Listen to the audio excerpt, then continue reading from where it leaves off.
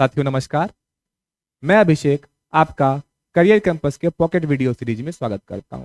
आज की ये पॉकेट वीडियो एसएससी, सीजीएल या फिर रेलवे किसी भी एग्जाम के मैथ्स के क्वेश्चंस पर आधारित है। इस सीरीज में हमने पहले 6 वीडियो कर रखा है और ये हमारा 7वां वीडियो है। उम्मीद करता हूं कि आपको ये वीडियो सीरीज पसंद आ रही होगी और ये आपके एग्जाम में हेल्पफुल होगा। आइए आज के सफर की शुरुआत करते हैं और जो हमारा पहला क्वेश्चन है आज का वो हमारे पास ये है कि दो संख्याओं का गुणनफल 2028 है और उनका HCF 13 है, उनका LCM क्या होगा।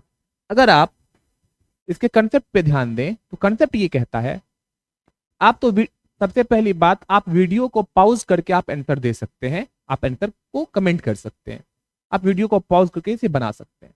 सबसे पहली बात तो ये कि अगर दो संख्याएं A और B है तो A और B का जो गुणनफल होता है A गुना B वो LCM और HCF के गुणनफल के बराबर होता है।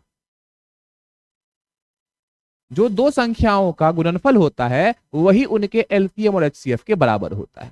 तो दो संख्याओं का गुणनफल कितना है? 2028 है। आपको LCM निकालना है। HCF कितना दिया हुआ है? 13 दिया हुआ है। एक कट नहीं जाएगा, आप इसे काटेंगे 13 एकंग 13, बच गया 7 2, तो यहाँ पे 13 पंचे 65, बच गया 13 छके 78। तो LCM कितना हो जाएगा? 156, जो कि ऑप्शन नंबर ए है और यही हमारा सही उत्तर है। एक बहुत आसान सा क्वेश्चन था जिसे आप आसानी से कर सकते हैं। बढ़ते हैं हम अगले क्वेश्चन की ओर। इस क्वेश्चन पे ज्यादा समय आप लोग व्यतीत नहीं करेंगे क्योंकि समय बहुत मूल्यवान है। आप समय को कैसे बचाएं यही हमारा अप्रोच रहेगा कि आप एग्जाम में कैसे समय को बचाएं। बढ़ते हैं अगले क्वेश्चन की ओर। हम जो हमारा अगला क्वेश्चन है वो ये कह रहा है कि एक वस्तु को 600 रुपए में बेचने पर 20% की हानि हुई, तो वस्तु का क्रय मूल्य क्या है? तो अगर आप इसे देखें तो कितने परसेंट की हानि होती है? 20% की हानि होती है। 20% का फ्रैक्शन वैल्यू कितना होता है? 20% का फ्रैक्शन वैल्यू होता है 1/5। तो 5 हमारा सीपी हो जाएगा। हमारा सीपी कितना हो जाएगा? 5। और चूंकि आप एक के हानि पे बेच रहे हैं तो एसपी कितना हो जाएगा? 4। आपसे क्या दिया हुआ है? 600 में बेचने पर आपको किसका वैल्यू दिया हुआ है? आपको बेचा जा रहा है, मतलब एसपी का वैल्यू कितना? 600। ये 150 गुना हो रहा है, तो हमारा सीपी भी कितना गुना हो जाएगा? सीपी भी 150 गुना हो जाएगा। और आप सीपी को 150 गुना करेंगे, 15 पचे 75, 750 क्वेश्चन का उत्तर हो जाएगा, जो कि ऑप्शन नंबर हमारा कौन सा है? ए है। इस क्वेश्चन का सही उत्तर हो जाएगा 750 रुपए। यह भी बहुत आसान सा क्वेश्चन है, इस पे भी हम लोग ज्यादा समय व्यतीत नहीं करेंगे। बढ़ते हैं अगले क्वेश्चन की ओर। जो हमारा नेक्स्ट क्वेश्चन है उसकी ओर बढ़ते हैं। जो हमारा अगला क्वेश्चन है वो हमसे ये कह रहा है, एक नाव स्थिर जल में 12 किलोमीटर प्रति घंटा की गति से चलती है। यदि धारा की गति 4 किलोमीटर प्रति घंटा है तो नाव की प्रभावी गति धारा के विरुद्ध। आप एक बात जानते हैं, आप एक बात समझिए कि नाव की गति को x मान लें हमेशा। ये मैं मान नहीं रहा हूं, बस मैं आपको समझा रहा हूं। ये क्वेश्चन बहुत आसान है, लेकिन आपका अप्रोच क्या? नाव की गति हमेशा आप x रखें और धारा की गति को y रखें। तो धारा के साथ गति क्या होती है? x plus y. धारा के साथ जो गति होगी वो x प्लस वाई, जिसे आप डाउन स्ट्रीम कहते हैं। जिसे आप क्या कहते हैं? Down stream.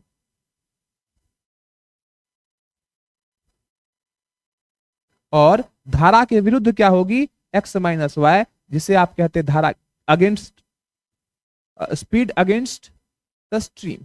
तो ये धारा के विरुद्ध हो जाएगी। इंग्लिश में इसे कहा जाता है अप स्ट्रीम। यहां पे आपको x का वैल्यू दिया हुआ है 12, y का वैल्यू दिया हुआ है 4। आपसे धारा के विरुद्ध पूछ रहा है, तो अगर आपसे धारा के विरुद्ध पूछ रहा है तो आप क्या करें? इसको आप इसे x माइनस वाई 12 माइनस 4 बराबर 8 किलोमीटर प्रति घंटा इस क्वेश्चन का सही उत्तर है। मैंने इतना समय इसलिए लिया कि मैं आपको समझा रहा था कि क्या क्या चीजें हो सकती है। इस क्वेश्चन का सही उत्तर है ऑप्शन नंबर ए, 8 किलोमीटर प्रति घंटा। बढ़ते हैं अगले क्वेश्चन की ओर। जो हमारा अगला क्वेश्चन है वो हमारे सामने ये रहा।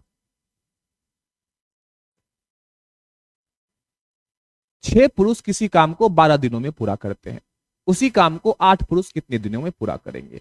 तो एक फॉर्मूला आता है, आप उस फॉर्मूले को लिख लीजिए, जिसे कि हम लोग MDH फॉर्मूला कहते हैं कि M1, ये टाइम एंड वर्क का एक क्वेश्चन है जिसमें कि ये होता है कि M1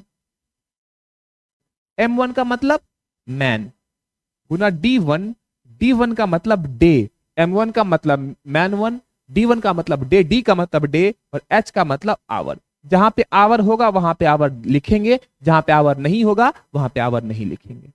M1 D1 H1 is equal to M2 into D2 into H2।